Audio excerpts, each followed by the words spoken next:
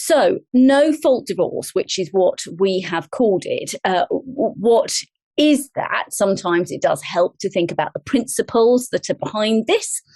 No fault divorce is where now, when of course the new system is mandatory. The Act came into effect on the 6th of April 2022.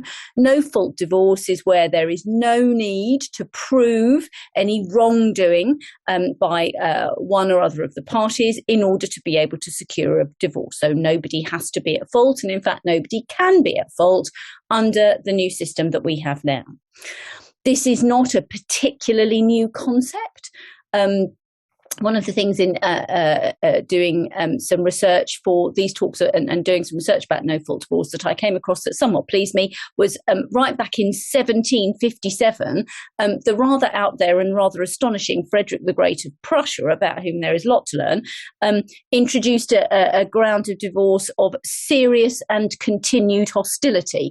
Now, perhaps many of us practitioners after COVID feel that could describe quite a lot of our clients, but that idea has been around for a long time.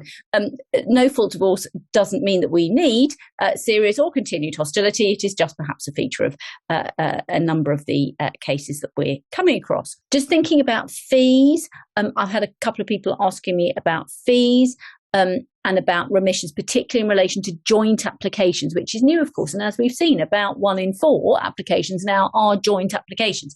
So as we know, the fee's gone up from £550 to £595. We know that's for most people payable by credit card within 10 days of sending in the application.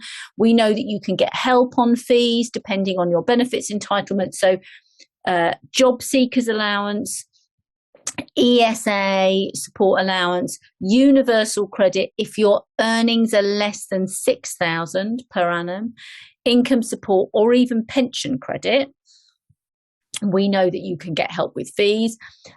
Does your client have savings of less than £3,000 and are they aged over 61? In those circumstances, you can potentially get help too.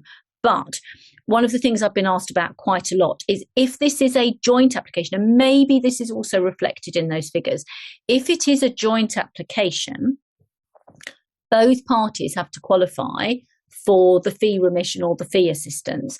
Otherwise, HMCTS will expect the person who doesn't qualify for help to be the one who pays. So I do also wonder whether or not this is affecting the figures a bit.